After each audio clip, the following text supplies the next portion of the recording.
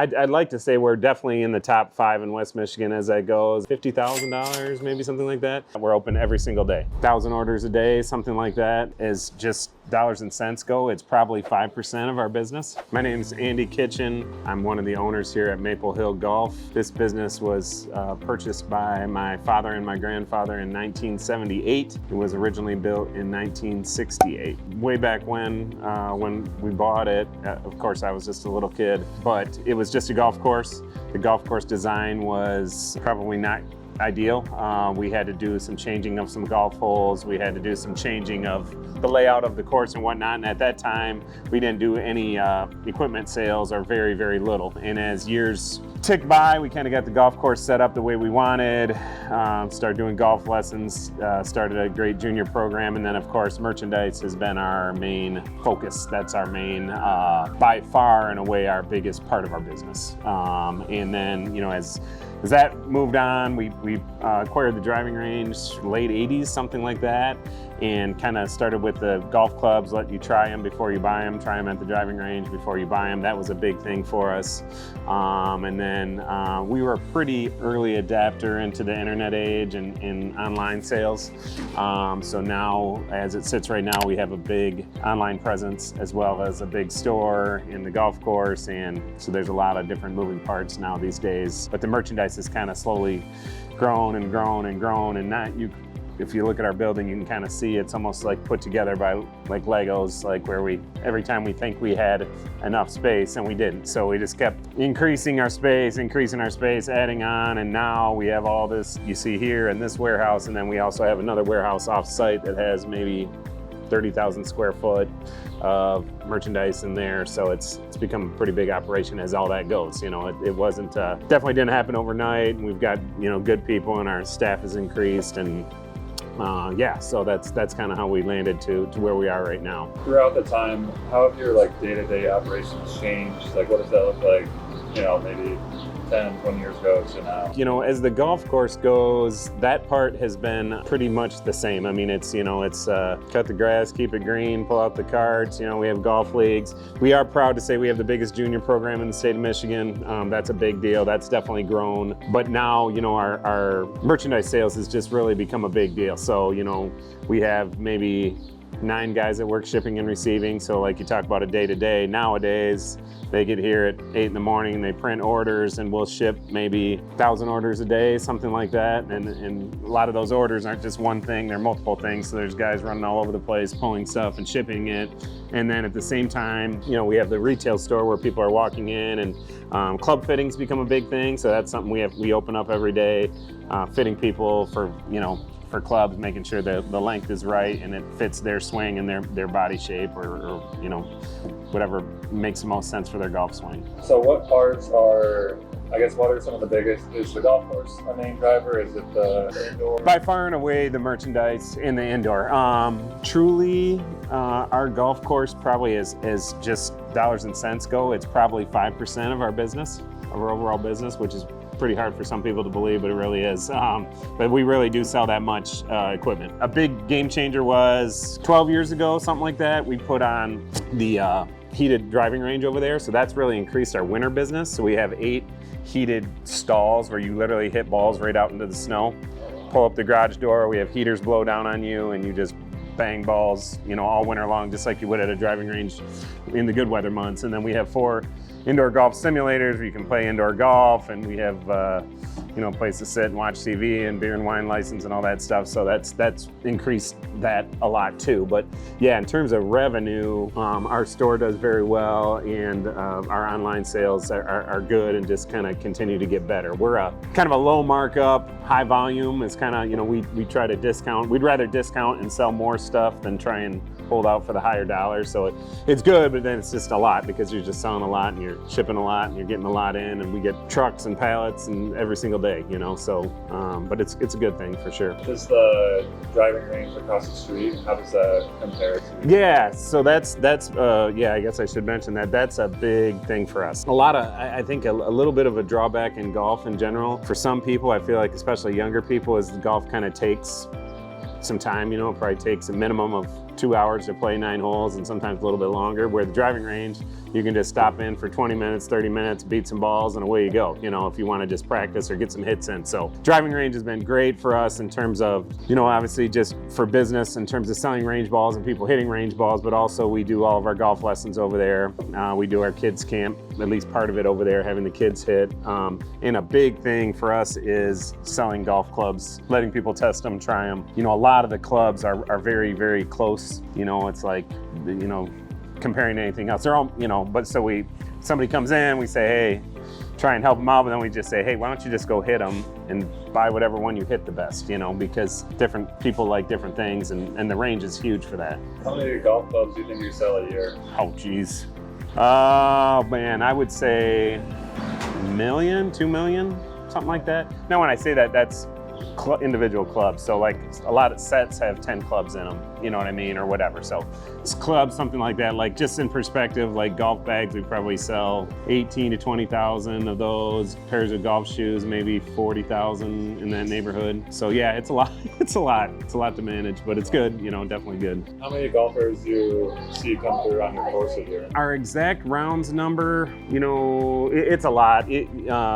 You know, I'd like to say we're definitely in the top 5 in West Michigan as that goes, and probably in the top 15 in the state. The exact number, I don't have it off the top of my head because I just look at the revenue as that goes, but you know, 20,000, you know, something along those lines would be my best guess. But really, you know, like weekdays, 4 to 7 p.m. we're completely full with golf leagues, and then, you know, during the week our tee times are pretty darn full, and we have a few slow times or when it gets super hot or humid, or of course when it's rainy, like a situation we've had lately with this really nice weather. That's a huge factor for us, at least on the golf course side, you know. How much do you think you spend on like the sprinkler bill in 1 year? Oh boy, that's a good question. Just throwing a dart at $50,000, maybe something like that. It's funny you say that. We're actually really, really close to pulling the trigger on putting a brand new underground, top of the line sprinkler system out here. What we have has literally been here since we've owned it. I mean, it is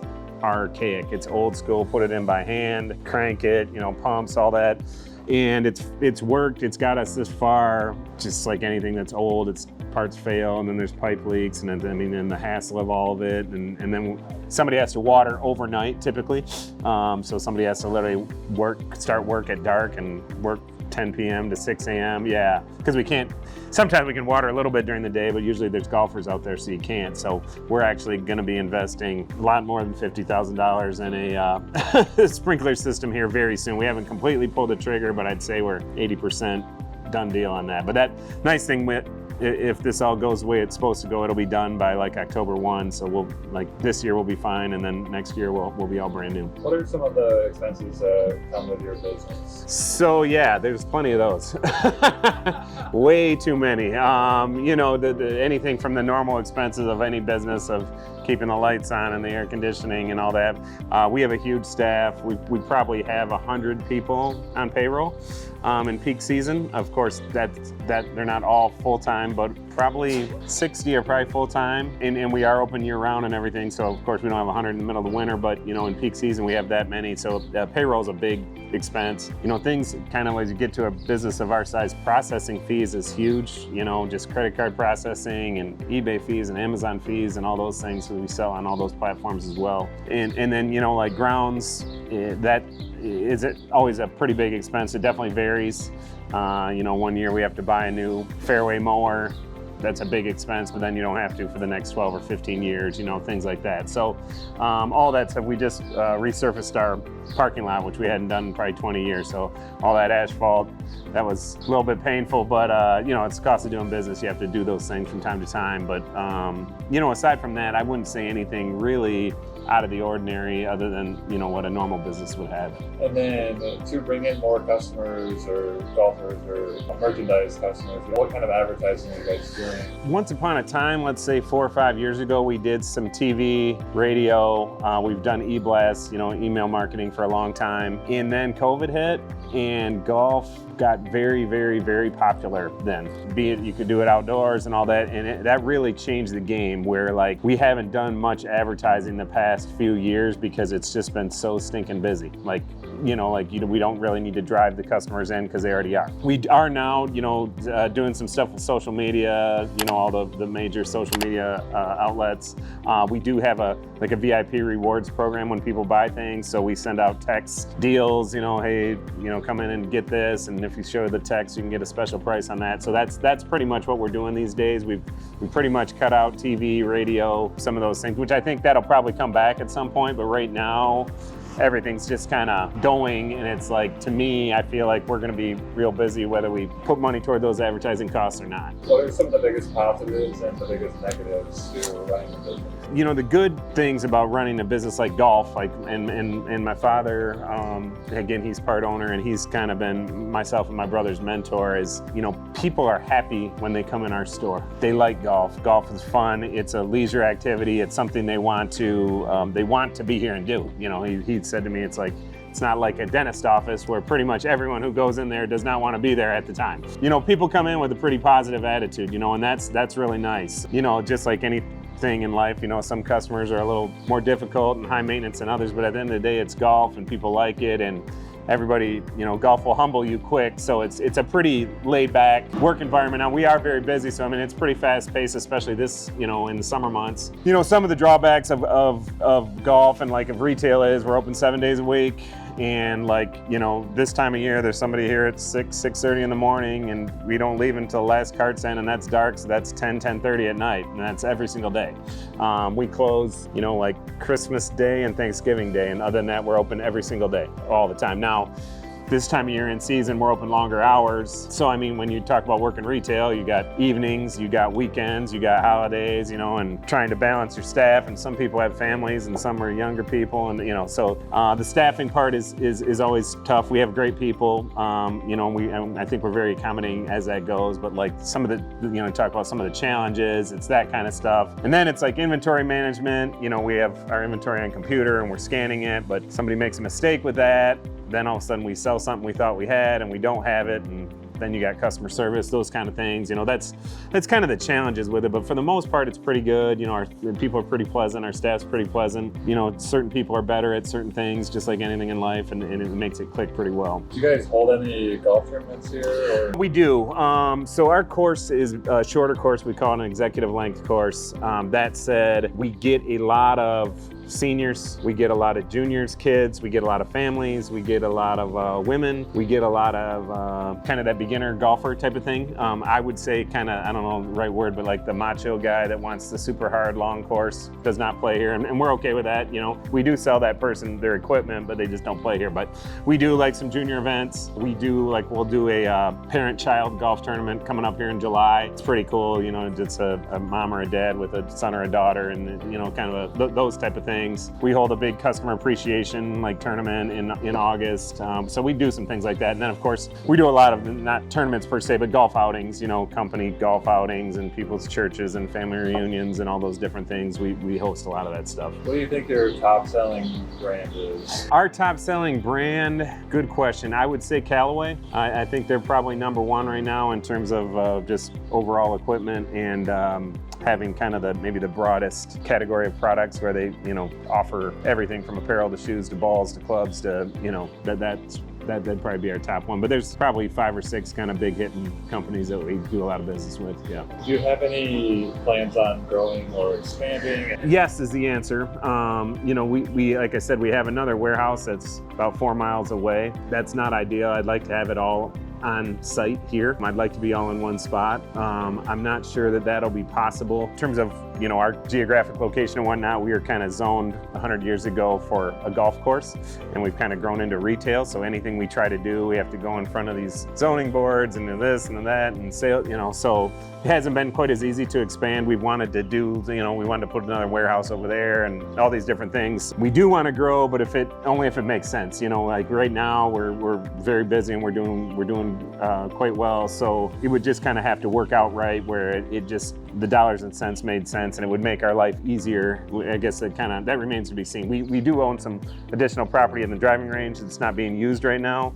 So that's kind of one thing we're kicking around. But again, it's just kind of, it's nothing more than some ideas right now. What percentage would you say of your golfing revenue is like leagues versus outings versus junior? So like open play would be none of those three things. That would just be any old person coming that wants to play. That would probably be 50% of our revenue. From there, probably leagues, another 30% of our revenue. And then between like juniors and golf outings, maybe split another 10%. Do you feel like with leagues, so I'm assuming they're all at night, Yes. A couple senior leagues in the morning. are people paying more to play in the leagues than they would for open play? It's a little bit more in some cases, not more than a couple bucks. The thing with leagues is, and I think it's like that with all leagues and bowling leagues and whatnot, is you basically pay whether you're there or not. Right. So that's kind of the good thing to the golf course is, if somebody doesn't show or whatever, you still kind of got that money. And the other thing, kind of as a golf course owner benefit, is sometimes leagues usually start kind of in the late spring and they end kind of in the early fall, and every once in a while it'll be 52 degrees and kind of drizzling and leagues still play, and if we didn't have leagues playing, probably nobody would be playing, So it's more beneficial to give away the like prime time spots to the league. Correct. And it's consistent business, and you're going to sell some food and beverage and that kind of stuff. So leagues are definitely a good thing. People that run leagues too understand that it's not just so simple as, hey, I want to start a league and we want to play every Wednesday at 6. I think if you called any golf course in West Michigan right now, they'd say no. You have to, if you want to do that, you better start talking about that in like January or November for the following year. It's just that stuff's pretty popular. What would you say draws people to come play here? Or is the merchandise driving a lot of your customers to play? Merchandise definitely drives the majority of our traffic, but golfing here, I think it's a combination of our prices to golf here are very reasonable, much less than many places. I think our location is great in terms of kind of southwest side of town, and we draw from Granville, Wyoming, Barton Center, Hudsonville, kind of, that. I think prices, the location, I think the condition of our course is very nice. Our guys do a really good job. And I think some people too, they just, especially beginner golfers, they get intimidated going to a country club or a really nice place, or, we're very relaxed in terms of rules, and we're not stuffy, and you got to keep your shirt on, but we're not really worried about if you have a collar on your shirt, and some people that's probably a turn off, but I think a lot of people are just kind of like the chill of it. So I think those are kind of the draws, What made your dad want to buy a golf course? Why did he initially invest in it? Kind of the brief story on him, he grew up in East Detroit. He came over to Grand Valley for college. So then he graduated from college. He was in his early 20s. He was actually working at the Pines Golf Course, which is right about a mile away. The owner of Maple Hill at the time basically recruited my dad to come over here and run Maple Hill. And again, at the time it was just a golf course, and that particular gentleman was in the construction business. After a short time, that owner was like, I don't like golf, I just want to be in construction. So he kind of came to my father, kind of with the first right, hey, would you be interested in buying this? My father was in his early 20s, he had no money, just got out of college. He contacted my grandfather, who was part owner. He's passed quite a few years back, but anyway, my grandfather was still he was in the construction business in East Detroit. But anyway, between bank loans and whatever, they bought it basically 50-50. So my dad kind of sold my grandfather on the fact of, hey, I want to do this, I think, whatever. And then from there, it just went. My dad has a very good work ethic, and he's very smart as business goes. And then, so it started with the golf course, then started getting into merchandise, and then just literally snowballed from there. Did you always know that you were going to take this over? No. So it's funny you say that. In high school, of course, I worked here, and I probably got a little burnt out at golf, kind of late in my high school. I was playing on the golf team. I was playing crappy golf. I was getting, which of course the expectations were that I would be very good, and I just wasn't. At least at that point, I was in a funk, and I didn't think I wanted to do golf as a business. I went to Michigan State. Go green. Yeah, go white. But I got into a different program, and probably 2 years into that, I started working a little more here, and I started to really kind of get really interested in the business side, the buying and selling of equipment. And we do big volumes, so we're cutting deals and trying to shake and move all the time, and it just kind of hit me that that's what I like to do. And again, I kind of learned under my dad, and he had 4 or 5 really good employees that were just good salespeople and good just smart people. And so, yeah, probably halfway through my college, I kind of figured that that's what I wanted to do. And of course, you know, my brother's 2 years younger than me and he's in the business as well. He didn't go away to college and he was kind of in it all along. And we have a pretty good mix in terms of he's a little more of the talker, he's a little more of the salesman. I'm more of a X's and O's guy, deal with invoices behind the scenes, those kind of things. So I could kind of see that we had a good mix there in terms of for success of the business, and it kept us from killing each other, you know, and arguing all the time. We were doing different things. So yeah, so that's kind of how that went. Did you guys buy into it? Yeah, so my father and grandfather owned it, and now, you know, over the years, me and my brother are kind of slowly buying out my dad. When my grandfather passed, he willed it to my father, but my dad's still definitely in the ownership, but he's still around, but he doesn't do a whole heck of a lot anymore. But yeah, we're just kind of buying it out little by little as we can. Would you say you and your brother like handle different parts of the business? Like, is one of you more golf and one of you more sales? 100%, yeah. So the golf course part of it, we got a couple guys that do a good job. We've got a general manager that kind of oversees everything. So me and Bob really have very little to do with the actual golf course. And because that was part of what I said is, you know, some things change, but a lot of it's the same for a long time. You know, it's carts, it's rates, it's, you know, there isn't a lot of complicatedness to it. There can be some tricky things with outings and different, you know, accommodating people in situations, but for the most part, yeah, like in the business, my brother is a little more out on the sales floor. He kind of decides what we're going to sell on the sales floor. I do more of the purchasing or kind of maybe the volume buys. I kind of oversee our website. Bob kind of oversees our marketplace sales, like eBay, Amazon, Walmart, that kind of stuff. So certain decisions we come together on, but a lot of the day-to-day we can handle our own things ourselves. Do you feel like that has contributed a lot of success, being able to separate that? I do. You know, we had, gosh, I can't remember how long ago, you know, say 15, 20 years ago, we were just arguing too much. When I say that, we both want the same end result. You just have different ways of getting there, right? Your opinion and my opinion is going to be different. And finally, we kind of had a meeting. It was like, all right, I'm going to handle this. You're going to handle that. Big decisions will come together on. Other than that, can we just trust each other that we're going to do it the best we can? And that's kind of where we're at. And that's where, you know, where we stayed at. I mean, we still have to communicate on a daily basis and this and that, and we definitely want the end game the same, but it's just, you know, he's got things he's better at and I've got things I'm better at. And my brother works his butt off. He's very, very smart in regards to business. He's a great talker. He's a great people person. Like we used to joke, like you come in and buy a club and from me, or you come in and buy a club from Bob, we're both gonna charge you the same, but you're gonna walk out feeling like you got a better deal from him.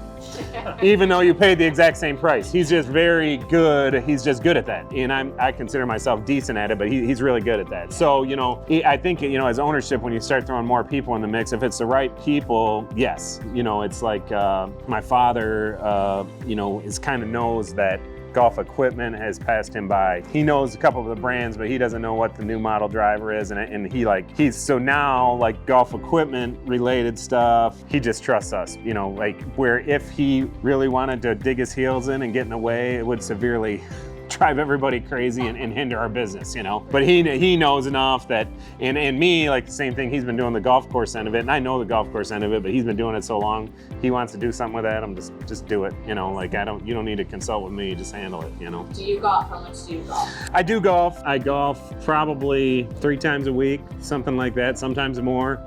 Once in a while less. I don't play great golf. Once upon a time I was decent, but I'm not great by any means. I do have fun with it. Years ago I was kind of getting too frustrated with myself, just kind of expectations too high, and I was like, why am I getting mad for? Like, what's the point? So yeah, no, I have a lot of fun with it. I'm the worst golfer of my family, meaning both my brother and my mom and my dad are all better than me, which is humbling, but yeah, no, I enjoy golf. I play here sometimes. We actually have a corporate membership to a country club down the street that I go down. A little easier for me to unwind being off property. And then of course I play different places throughout Michigan and on vacations and stuff like that, yeah. How long does it take to like get the course ready for the season, and how long does it take to like maintain it? Like what's going into that? Yeah. So like, going into the season, so I don't know the exact, our guy does, but obviously we have to put pesticides down or, some kind of spray something a few times a year. That's a big deal. And then, we have to have the timing right. And we have a guy, our superintendent that handles that. In terms of like prep for the season, we pretty much, because we're here selling equipment anyway, we're basically never close. So like if we get a 45-degree day in February and somebody wants to go, we won't have our carts that time of year, but they want to go out and walk, they can. Our superintendent doesn't love it, and we're letting people beat up the grass then, but the grass is dormant, so I mean, it can't really hurt that bad. So, once kind of the season starts, we're just kind of, as soon as the grass starts going, we're cutting it. But like on a normal day, our maintenance department's here, probably 6 a.m. to 2, 3, 4, sometimes 5 o'clock if things are going crazy. Like right now, we're laying down tons of water, so it's taking longer, but they do that for sure Monday through Friday, and then maybe a half day on Saturday, and then usually somebody comes in on Sunday and cuts the greens. So it's definitely a 7-day-a-week thing. But yeah, it's probably 5 or 6 guys, working 6 to 8 hours a day for 5, 6 days a week. That's kind of what makes it tick. Now again, we have a little bit shorter course, a little bit less to maintain in terms of keeping the grass green, but we have lots of other things going on as well. So like I ask our guys that are cutting the grass also to fix the garage door when it breaks, and all these other things that a normal golf course wouldn't have, help us with the high-low as they're unloading pallets and those kind of things. So there's different demands on them that wouldn't be at a normal golf course per se. Do you have 3 tips of advice for any other entrepreneurs out there? I have 100 tips of advice. One for sure, I would say surround yourself with good people as best you can. Of course, everybody I think tries to do that, but if you find good people or a good person, do what you have to hold on to that person. You've heard it before where like you lose that person, you have to hire somebody new and train them and whatever, and that is very costly. So that would be one thing for sure. I would also tell you to, I think especially when you're an owner of a business, it's easy to kind of become like a workaholic, I struggled myself for many years with just kind of micromanaging and just like being too much of a perfectionist, and I realized that I was driving everybody nuts, and I just needed to step back. You got to realize people are trying their best, and so I'm a kind of type A personality, so I kind of had to step back. And it took me a while, but I think I've done a pretty good job with that. And I guess the last thing would be, like once you have staff in place that you like to just trust them. I like to say, you kind of need to allow people to fail once in a while or make a mistake, and then you say, hey, I get why you did that, but this is how I'd rather you do it next time, and just kind of let them kind of throw them in the pool and let them swim, instead of